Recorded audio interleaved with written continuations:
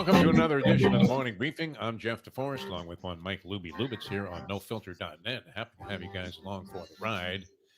But we throw this term around a lot, and it seems to be applicable to virtually anything that I've attempted in life and or tried to endeavor to accomplish. And it is especially true. I don't know about you, Lubie. I guess you have only one failed marriage in the background there, and you got married again, and people, it was a buzz at the wedding. It was, very nice, gracious of you to invite us, even though we were kind of more like hecklers than we were guests at your wedding. And, the word Meshuggah surfaced a couple of times. Like, why is this guy doing this? Is he somehow gone Meshuggah?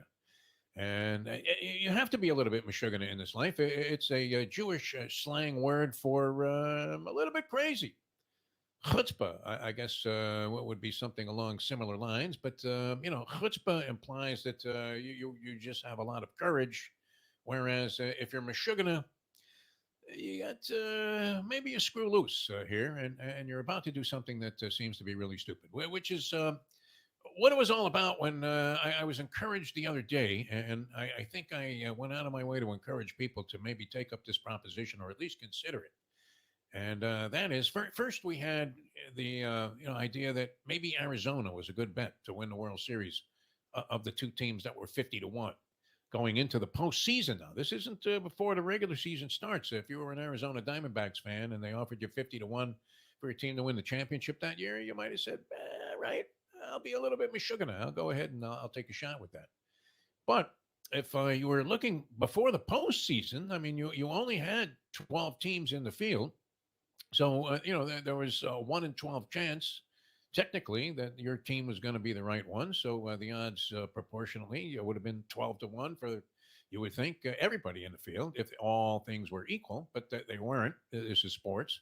And so you were getting 50-1 on the Arizona Diamondbacks. And what we've realized as the Diamondbacks are now trailing a red hot Philadelphia team where everybody is hitting home runs. I think Dave Dombrowski has 2 home runs so far in the series, but they are finding themselves in a 2-0 hole, and you realize it's almost impossible to boot home that 50-1 shot.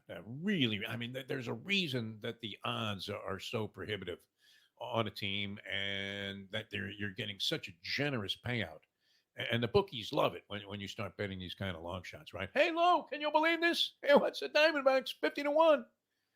So I've had this experience where I've tried to boot home 50-1 shots. I'm sure you have too, even though we're thinking that most people in general find gambling to be a losing proposition, and seldom do these sort of things work out. But when they do, it's absolutely magnificent. It's unforgettable. It's the kind of thing that you shall need. And you're trying to impart some kind of wisdom to them, and you say, "Hey, you know what, little Johnny? There was a time that I bet this horse at 50-1, and I remember distinctly seeing a horse on the track. I was in Atlantic City at the time in the Borgata Sportsbook and Racebook, and I was losing my ass for the trip, and I was thinking, is there any way out here, any kind of salvation? You're already starting to condemn the idea that you went on the trip in the first place, right? And you're going to come back, in our case, to our home base in Florida, and think to yourself, how miserably stupid and ignorant was it of me to go on this gambling venture and lose like a couple of times? So you're asking yourself, is there any way out? All of a sudden, it hit me. I mean, as if it had just been dropped in from the skies, from the gods of gambling. I see a horse on the track at Laurel, and it's getting late in the day, so it's kind of foggy there, and there might be some rain falling. And I'm looking at this horse. He looks magnificent. You would have thought they put Secretariat into this bullshit cheapo claiming race. And we're telling you that, even though he's racing under another name, this is indeed the Big Red Machine. And so I'm looking, the odds are 20-1, and they're slowly drifting up. And I'm thinking, wow, I'm just going to go ahead and take a shot here. Bet the horse to win, bet him in exactas, wheel him in daily doubles. And if it's my day, then very good. Life and death stretch duel unfolds. And as they're loading into the gate, I actually took a glance at the form and realized that there was no way in hell that anybody in their right mind should ever bet on this particular pony. He had not raced in 2 years. When he did race, he was an absolute glue factory special. I mean, this was a horse that should have been vanned off the track and taken straight to the slaughterhouse and had the PETA people all upset that they were representing once again in thoroughbred racing, an extreme amount of unjust cruelty to animals. To even consider this horse to be a racehorse, absolutely horrible form.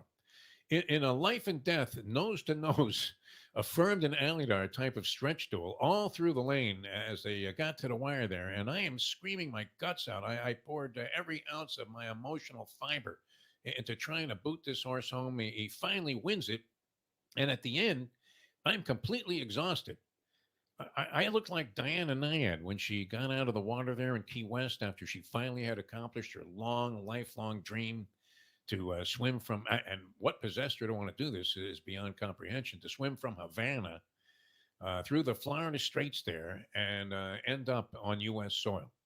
And she tried it a couple of times and failed. And, not only failed, but I mean, it was debilitating for her psychologically, physically. It had taken a lot out of her. Everybody, all of her friends are telling Diane and I, don't do this. Don't jump in the water again from Havana and trying to swim to the United States of America. And when she finally made it, she steps up, and gets out of the water, maybe ankle deep. And she literally looked like Chuck Wepner in the 15th round of that fight in Cleveland with Muhammad Ali. I mean, the Bayonne bleeder from every pore. She had a jellyfish on her head, stings and bites all over her body, and looked like she could barely make it to the shore, even from 2 feet away. And you're thinking, my God, what a mess she was. That's how I looked after this stretch duel. And that's how tough it is to boot home any kind of a 50-1 shot. So we're not looking too good or too swift with the Arizona Diamondbacks right now, trailing 2-0. Yet, we were encouraging people the other day to bet on the Houston Astros. Now, they were at least going into yesterday's ball game at 4-1 to come back and win the series. Now, these are best of 7 series. You kind of have to adjust your thinking. You were thinking, okay, the first one 2 out of 3, second one 3 out of 5, 4 out of 7 now, which still means, I mean, you're looking into some really strong odds against this happening. The Astros would have to win 4 out of 5 against the red-hot Texas Rangers, who had just rattled off not just 7 wins in a row, but 7 extremely impressive, mostly lopsided victories in succession in the postseason, in working their way into the league championship series against the Astros, who have been there now 7 consecutive years. Big edge to the Astros going in. They were favored on all of the lines there. All of the books had them as the choice to win the series. They lose the first couple of games at home, and all of a sudden, you're getting 4-1. So you had to be a little bit mashugana to go ahead and take up that proposition and take the Houston Astros at 4-1. But there was some logic to it last night, and it all played out. First, you had to hope that the top of the order would snap out of their coma. Jose Altuve, so far in the series, looked like he was some midget wrestler on some carnival circuit out of the Midwest. I mean, you didn't know if you were looking at Altuve or Sky Lolo handling a bat up there at the plate. He had been useless. Normally, an excellent postseason player. Hit his 25th postseason home run last night. Not an insignificant number. I know he's been in a lot of games because the Astros have gone that far in the postseason the last 7 years that he's been there. And you had Tucker was inept going into this ball game. The only guy that was hitting was Alvarez, who all of a sudden, this is like facing Willie Stargell when he was with the We Are Family Pirates. I mean, who wants to pitch to Alvarez? Nobody. Hitting over 400 in the postseason. But they finally got it going. There was reason to believe that they would, because Max Scherzer hadn't pitched in a month. Max in the postseason has been inclined to, roll up a couple of meatballs like he was the server at your finest Italian restaurant in whatever town you happen to be living in. And he would just roll them up there like he was Don Carter, right to the plate. Remember the hooked elbow that he had? And serving up, I mean, just a delicious array of meatballs in the postseason. So there was reason to believe in the Astros last night. I don't know if it's enough to get us home, but it pays sometimes to be just a little bit mashugana when you're out there on the degenerate circuit. The other thing I wanted to touch on quickly here, too, is that this Chet Holmgren, I hope he does well. I root for everybody. I mean, a skinny kid. It was kind of surprising that he was the number 2 overall pick. I guess you had Banchero out of Duke. Pablo Banchero was a rookie of the year last year. He's selected number 1 overall. There was that same speculation that you had, oddly enough, when you had Alex Smith and Aaron Rodgers coming into the National Football League. I guess you had Peyton Manning, one, and Rick Mirer, and people were debating who was going to be number one. Not Peyton Manning and Rick Mirer, but Ryan Leaf. Peyton Manning and Ryan Leaf. Many years ago, Rick Mirer was also, in one of those 1-2 debates. But one guy was going to be number one, and the other guy was going to be number two. And you thought it was going to be Banchero selected second, and that you would have had Chet Holmgren taken number one overall. Lubie, you disappeared there for quite a while. I'm assuming that I was still going. You're on. Good for you. Wow, you kept going. I think you were on this whole time. That's impressive. You did 10 minutes without knowing if you were doing 10 minutes. That was always a thing in the radio that I found, to be extremely frustrating when you just laid out some of your best shit, right? And then, the producer finally got a hold of you and said, you've been off the air for 20 minutes. You just interviewed the president of the organization that was sponsoring your show. And he had called all of his people to tune into the interview. And meanwhile, it was going into dead air. And that was something that I probably should have majored in when I was at Syracuse University. I didn't really pay much attention to anything that would be applicable to a future career. I kind of barely blew by the Newhouse School of Communications on my way to, going to some bar somewhere or maybe to the racetrack. But they should have had a course called Dead Air 101. How to handle it. Especially in this streaming world right now, where a guy could just disappear on you in a matter of seconds, and you're like, "Hey, at least some background laughter, something." I'm sorry. I was talking about how much sugar you had to be to bet the Astros at 4-1 after they were down 2-0 in the series, and yet there was some logic to it. 100%. It wasn't as if that people could look at you and condemn you and say that you should never be allowed to wager again. Start sending you 888 admitted as their home phone number. Call me back 888 admitted and have you committed or something. So they stand in there now at 2-1, and a chance if they can get even tonight. Looks like they got a little bit of an edge in the pitching category, at least as far as the starters are concerned. And, it could easily be 2-2. And then all of a sudden, you don't look so stupid, right? Yep. Hey, yo, you're stupid. You're stupid. I started talking to him about Chet Holmgren. And you didn't see this game when he went against Wembanyama? No. Yeah. And I don't know if we discussed it here on the morning briefing yet. I think, we touched on it because it was very interesting. Chet Holmgren goes about $140 at 7 feet 7. I think he's more than 140. He makes Manute Bol look like Butterbean Esch. Manute Bol looks like Haystacks Calhoun. Speaking of old, archaic references to wrestling here on the show, and skinny as a rail, and of course he had that bizarre microfracture injury. Yeah.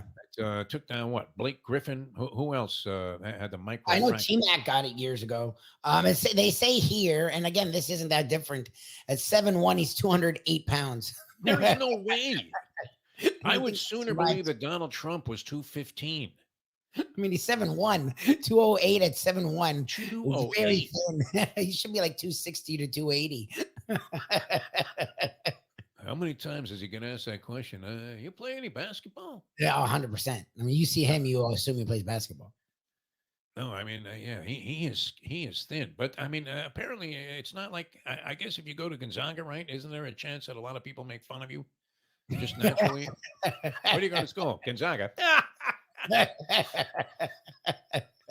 Gonzaga. It's insane, right? I mean, they used to be known years ago, and this was before you were born, but there was a show called GE College Bowl.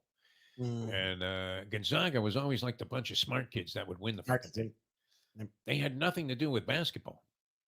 It was inconceivable that they would ever be good at the game. And then Mark Few came along, and even though he can't win a championship, is that one where he goes to his grave having never won the title, no matter how many times they've been favored? And then when they're not favored, like this year when they were just kind of okay, then everybody, all the wise guys start saying, hey, you know what? You better watch out for Gonzaga.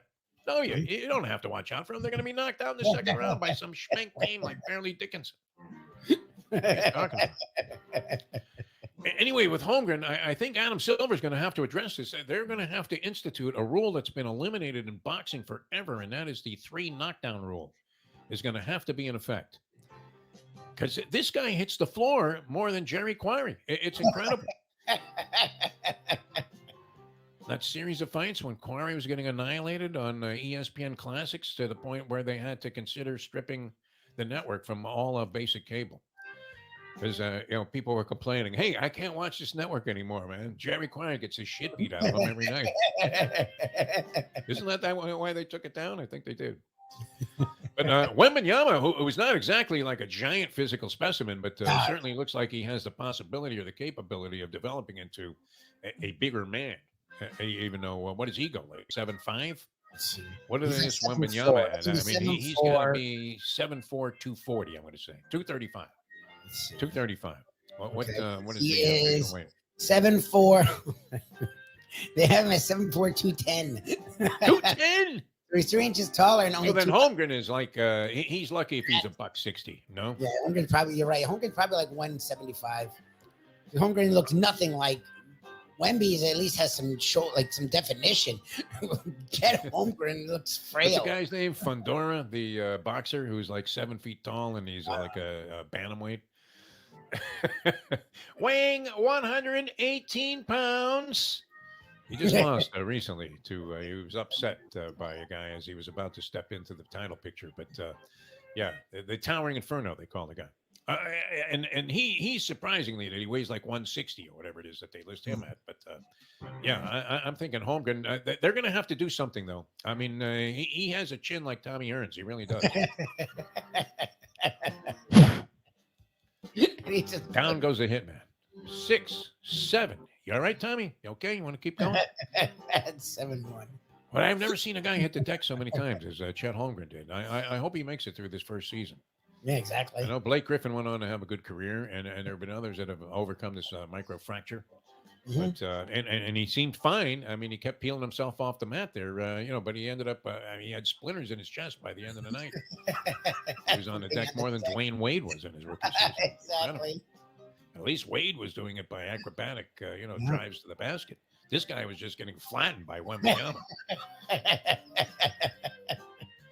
Talk about the atomic elbow. Wow. All right, so we'll watch that develop as the NBA season is upon us here. And what does it tip off tonight? The NBA season? No. It's closer to Halloween. Next week sometime. Next couple weeks. Very good. All right. Well, we'll get into some college football on the show tomorrow. We had some selections too from our good friend Brandon Lang. Tuesday, October. So a week from this Tuesday. So this upcoming Tuesday is when the season starts. Then we have everything going at the same time. Yes, we will. Yeah. Literally sporting heaven as there is so much action that you wouldn't be able to possibly keep up with all of it. Brandon Lang, though, gave us a couple of selections here. We'll get into more of it tomorrow with our Degenerate Friday picks and handicappers on the program here. But Lake's Lermy getting 30 in a hook from LSU. What do you think? Yeah, why not? I mean, LSU, his offense has been good, but his defense hasn't. So you never know. Maybe Army could slow down the game. Little look-ahead game. The big game on the slate is what? Ohio State and Penn State this week. Yes, the top 10 matchup. Everybody loves Penn State for some reason. I don't. I like Ohio State. I don't like Ohio State, but I feel like Ohio State at home. Penn State hasn't proven anything.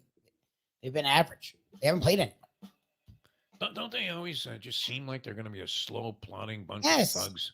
They still are. Even whether it's Joe Pa or Bill O'Brien or James Franklin, their offense always is in. They run the crap out of the ball. That's their whole offense. Linebacker, yeah. I mean, they line up 4 across there, and usually guys that eat glass before the ball game to get inspired. But the rest of the team is uninspired. You would have to say. I don't know. I haven't seen them play yet this year, so we'll see how that one goes. Ohio State looked like it got a little bit more polished up on offense. As the cliche goes, we've cleaned a couple of things up.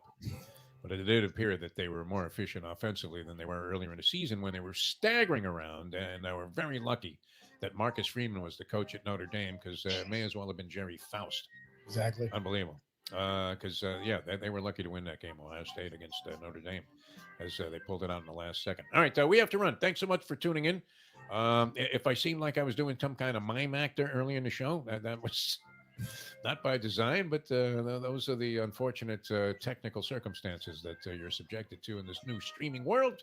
And I will see you on the next edition for Mike Lubie Lubitz, the morning briefing. I'm Jeff DeForest. Thanks for tuning in, everybody, here on NoFilter.net.